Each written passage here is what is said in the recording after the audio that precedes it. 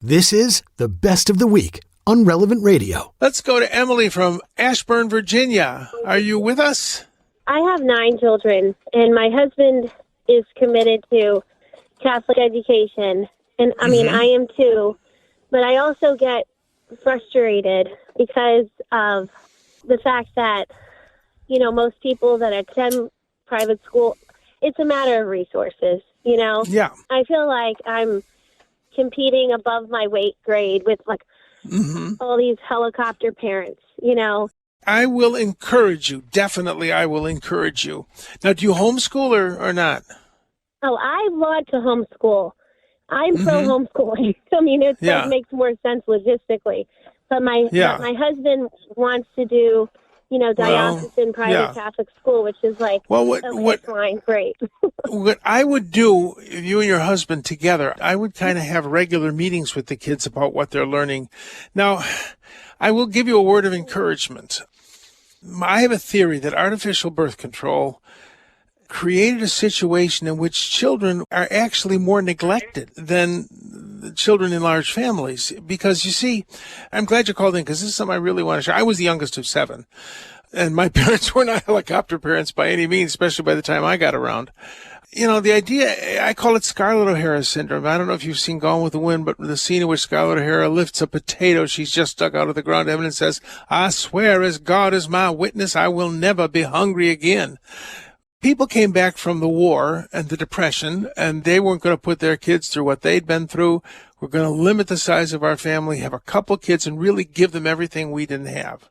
Well, what that ended up is they got them a nanny or an au pair, and they went on vacation to Cancun.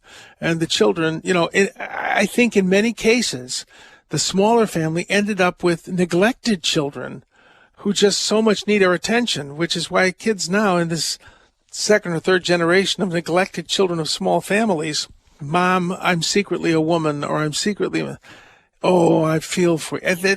I find that young people today are so in need of attention. They're desperately lonely. The loneliness of children is so enhanced.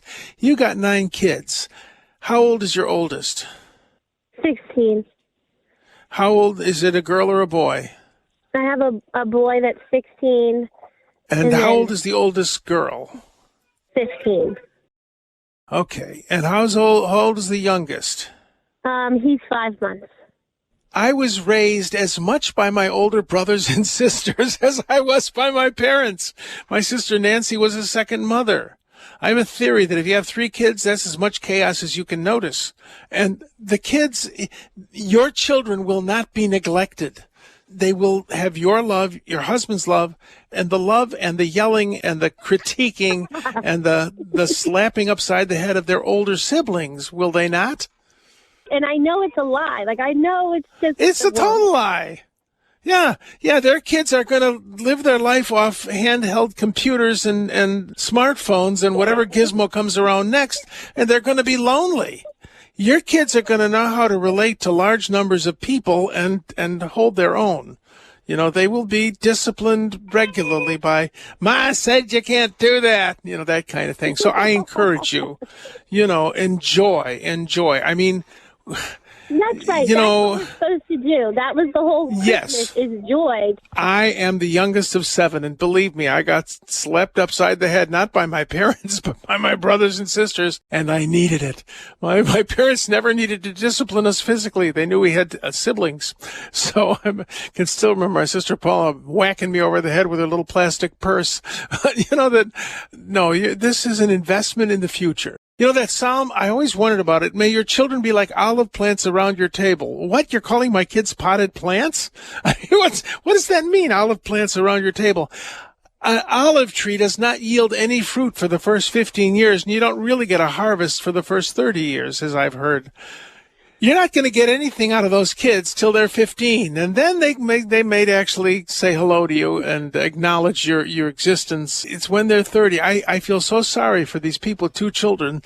One of them goes off to pursue his his destiny is somewhere in the Himalayas and the other's a hairdresser in San Francisco, and they write for Christmas. You're going to be tormented by the loving presence of children and grandchildren, and your life will have had meaning. The rest of my life. And, I'm talking as the youngest of 7. It's amazing. I learned to walk. My feet never touched the floor. I was carried around constantly by my sister's girlfriends. But a little addendum. I think you really need to be talking to your kids about their faith, to sit down and say, all right, we're having a family meeting.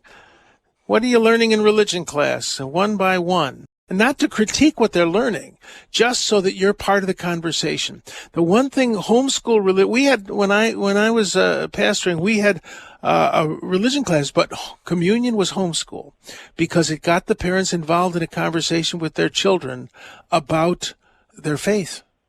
And, most parents say, well, I send my kid to religion class. He doesn't believe any of this stuff. What happened? Did you ever talk to your kid about his faith? That the faith should be a conversation in the family. So make sure that's happening. If you have to have a couple family meetings a week or something like that, ask your kids, and your husband should ask the kids. I think it's particularly his job. What are you learning in religion class? Nothing. What do you mean nothing? We're paying this money. You better be learning something. I would do that. Because I can quote you, and it'll be good.